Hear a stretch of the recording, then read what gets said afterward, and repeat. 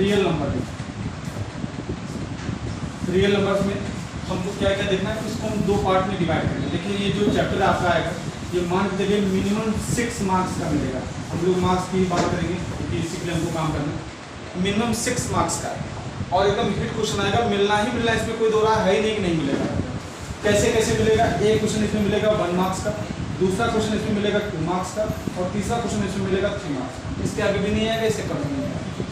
5 का हो सकता है लेकिन ये 7 का नहीं आएगा, 8 का नहीं आएगा, मतलब ये मान चलिए कि 6 मार्क्स का है। ये जो 1 मार्क्स का आएगा ये आपको ऑब्जेक्टिव मिलेगा, जो स्टार्टिंग के पहला दूसरा तीसरा क्वेश्चन होगा ऑब्जेक्टिव होगा वो मिल जाएगा। 2 मार्क्स का क्वेश्चन मान लीजिए कि जो आपका 21 या 22 क्वेश्चन नंबर होगा वो हमेशा मिलेगा आपको इसमें। और ये जो मिलेगा आपको जो 3 मार्क्स का क्वेश्चन पेपर आप लोगों ने जो दिया था, मतलब कहाँ से स्टार्टिंग होती है, हमको लगा है कि 26 से स्टार्टिंग, 26 या 27 3 मार्क्स का स्टार्ट हुआ। तो ये जो मिलेगा ये मान लीजिए 26 या 27 क्वेश्चन नंबर मिलेगा आपको। क्या क्या मिलेगा वो देखिए। इसको दो पार्ट में डिवाइड कर दिया गया। पहला जो यहाँ डिवाइड किया गया वो डिवाइड किया गया फंडामेंटल थ्योरम पर, फंडामेंटल थ्योरम। और दूसरी जो यहाँ बात की गई है वो बात की जाएगी किसकी, इरेशनल नंबर के बारे में। तो 9th में हम लोग नंबर सिस्टम में पढ़ चुके हैं कि रेशनल नंबर होता है, इरेशनल नंबर होता है, P/Q के फॉर्म में लिखा जाता है ना, ये सब चीज़ें हम लोग पढ़ चुके हैं। फंडामेंटल थ्योरम में क्या हम लोगों को पढ़ना है, फंडामेंटल थ्योरम पहली बात ये कहता है कि एवरी कंपोजिट नंबर, जो आपके पास नंबर्स हैं, नंबर्स में आप पढ़ते हैं उसमें एक नंबर आपको मिलता है प्राइम नंबर और एक नंबर आपको मिलता है कंपोजिट। प्राइम नंबर क्या होता है, प्राइम नंबर वो नंबर होते हैं जो 1 से डिवाइड हो या सेल्फ से। अ नंबर डिविजिबल बाय 1 और सेल्फ, वो नंबर क्या होते हैं, प्राइम नंबर होते हैं। The smallest prime number is 2 हो गया, 3 हो गया, 5 हो गया, 7, 11, 13, 17, 19, 21, 23, 29, 31, 37, 41, 43, 47, इतने नंबर जो है 1 से लेकर के 50 के बीच में prime number. The smallest prime number is 2 और सबसे मैक्सिमम का तो हम ढूंढ ही नहीं सकते, पता नहीं कितने होंगे, आप बनाते जाइए, एक प्राइम नंबर बनाते जाइए आपको मिलता जाएगा। यही बात करेंगे हम लोग किसकी, कंपोजिट नंबर की। कंपोजिट नंबर क्या हो, जो प्राइम नहीं होते हैं वही क्या हो जाएंगे, कंपोजिट हो जाएंगे। तो the smallest composite number is 4 सबसे छोटा कंपोजिट नंबर होगा। 4 is the smallest composite number. Next क्या मिलेगा आपको, 4 मिल गया, फिर क्या मिल गया आपको 4, 6, 8, 9, 10, 12, 14, ये सब जो नंबर होंगे ये क्या हो जाएंगे, स्मॉलेस्ट कंपोजिट नंबर आपको मिलेगा। ये 4 स्मॉलेस्ट कंपोजिट नंबर, ये सब कंपोजिट नंबर। तो फंडामेंटल थ्योरम इन दोनों के लिए कहती है, और क्या कहती है, एवरी, यहाँ हम लोग लिखेंगे every composite number can be express in the product of prime. कोई भी कंपोजिट नंबर है तो उसको हम लोग प्राइम के प्रोडक्ट में एक्सप्रेस कर सकते हैं। जैसे यहाँ आप कोई भी नंबर ले लीजिए, मान लीजिए हमने नंबर ले लिया 49, इसको अगर आपको लिखना है तो किस फॉर्म में लिख सकते हैं, 7 × 7। 1 is not composite, not prime number. 1 ना तो कंपोजिट है ना तो प्राइम। तो कोई भी नंबर अगर आपको मिल रहा है आप उसको प्रोडक्ट ऑफ प्राइम्स में लिख सकते हैं। जैसे एक क्वेश्चन अभी बताइए, इसमें फर्स्ट क्वेश्चन लिखो दीजिए।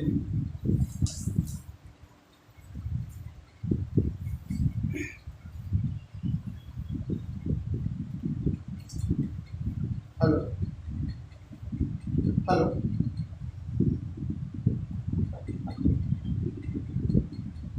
हेलो, हाँ। जैसे 140 दिया गया, 140 ये कैसा नंबर है, कंपोजिट नंबर। अब आप इसको क्या करेंगे, प्राइम में ब्रेक करेंगे। सबसे छोटा प्राइम नंबर कौन सा, 2। पहले 2 से देखें, 2 से देखा फिर हम लोगों ने यहाँ क्या मिल जाएगा आपको 70, फिर 2 से देखा क्या मिलेगा 35, फिर यहाँ देखा हम लोगों ने किससे होगा, 3 से नहीं होगा, फिर 5, एक प्रोसीड करते जाएंगे। सबसे पहले स्मॉलेस्ट, फिर उससे बड़ा, फिर उससे बड़ा, इस तरह से बढ़ते जाएंगे। फिर यहाँ क्या मिल जाएगा आपको, यहाँ 7 और फिर 7 से करेंगे और क्या मिल जाएगा 1।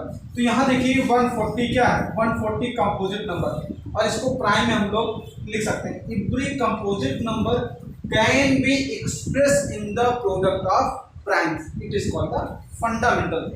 तो यहाँ 140 को आप क्या लिख सकते हैं, यहाँ से देखिए 2 इंटू 2 इंटू 5 इंटू 7, ठीक। ऐसे ही और नंबर है, देखिए एक नंबर ये पूछ रहे थे 7 7 4 2 9, इसको आपको ब्रेक करना है, तो आप ब्रेक कीजिए। किसमें ब्रेक करेंगे हम लोग, कौन आ रहा है, किसमें ब्रेक करेंगे, यहाँ आप इसको 17 में ब्रेक कीजिए, 19 में ब्रेक कीजिए, 23, ये तीनों नंबर है। तो सबसे इस वाले अब आप 2 से पहले तो देख लीजिए 2 से होगा नहीं होगा। अब इसमें आपको डिविजिबिलिटी वाला जो रूल्स हैं कि सम जो है किससे करेंगे, किससे सम करेंगे, इन सब का सम अगर 3 से डिवाइड होगा या 11 से डिवाइड होगा ऐसे तो भी हो जाएगा। यहाँ हम लोग अगर देखेंगे तो ये सबसे पहले किससे कैंसिल आउट होगा, 17 से। आप बढ़ते जाइए इससे, तो आपको एक नंबर यहाँ मिलेगा जिससे डिवाइड हो जाएगा। जैसे किसी भी एक नंबर से हो गया कंपोजिट नंबर हो जाएगा। हम लोग ये लिखते भी है ना कि क्या कि कंपोजिट नंबर क्या होगा, a number divisible by 1 self as well as another number.